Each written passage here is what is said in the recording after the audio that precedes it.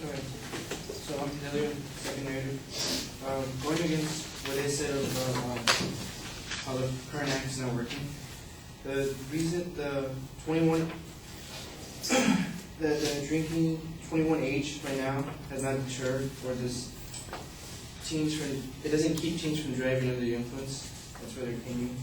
And according to the National Highway Traffic Safety Administration, increasing the minimum drinking age to 21 is credited for having saved 18,220 lives of the national highways between 1975 and 1998. Other students have found that responsible for 19 net decrease in fatal crash involving young drivers and is currently responsible for saving approximately 1,000 lives a year. And that is stated by Karen Berger from Regional Prevention Center.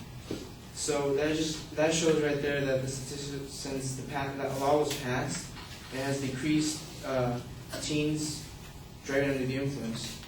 So to say that they're not driving, the law is not keeping teens from not driving under the influence is faulty.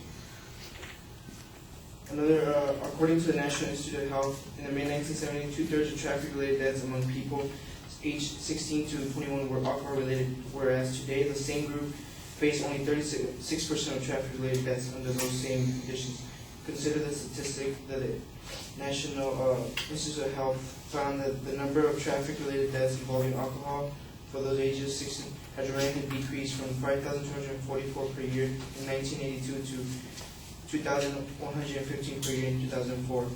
Here shows that in recent history through the U.S., since the drinking age was lowered, then there was more casualties, more alcohol-related fatalities.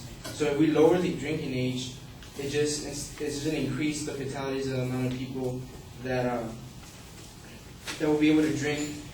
And if they're able to drink and drive, then the number of increase of deaths will go up. Stated by Victoria Foster and UIAnswer.com, according to the National Highway Traffic Safety Administration, while the drinking rate was 21, the number of traffic fatalities involving 18 to 20 years old has decreased by 13%, saving an estimated 1,121 lives since 1978. Out of 29 studies between 1981 and 1992, 20 show that there were significant decrease in traffic crashes and fatalities after the raise of drinking age.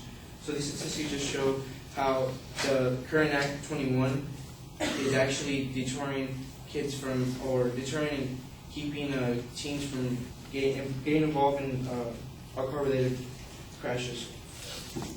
Now, going against their point about binge drinking. Binge drinking, right now, yeah, we can say that is because the age is 21.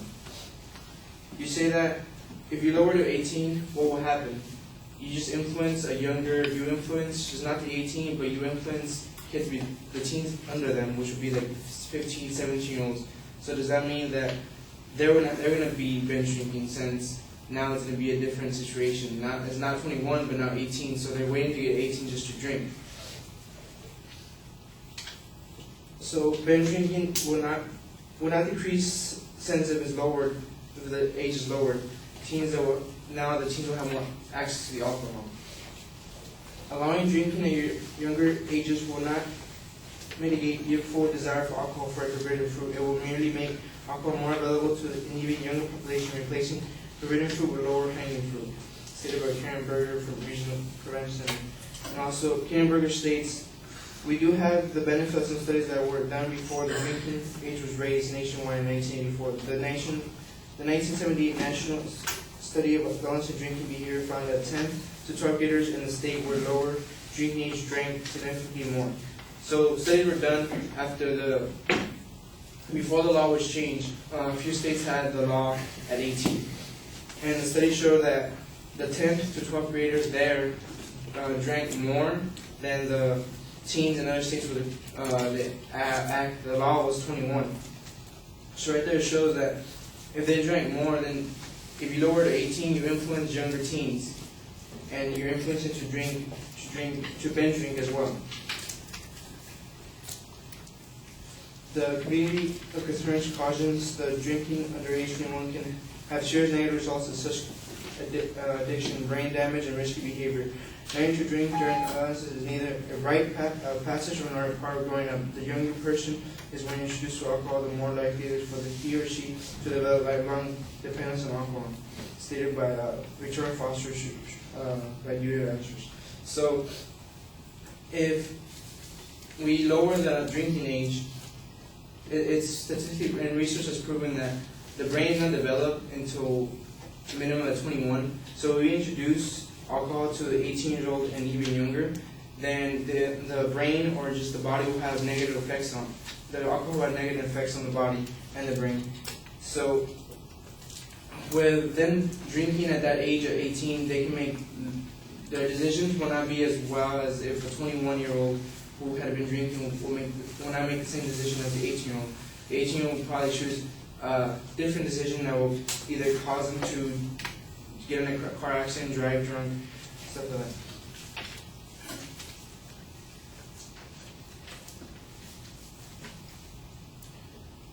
So, at the age of 18, since studies show that the brain is not developed until like 21 minimum, so we introduce alcohol into a teen that's 18, as stated by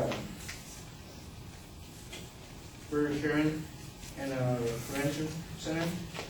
Brain maturity culminates in the cortex. It is the area that controls judgment and weight risk and consequences. Studies now suggest that this area is not fully developed until around the age of 25. What does that mean? Does the under age 25 are more likely to engage in thrill-seeking activity and less able to appreciate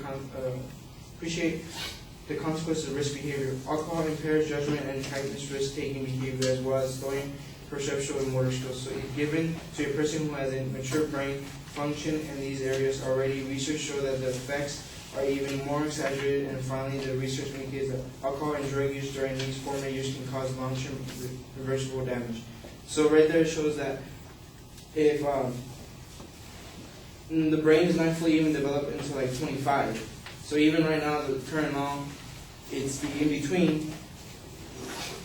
So providing it to an 18-year-old could just lead to, like she said, long-term effects on the teens and even the other population, like 15 to 17-year-olds.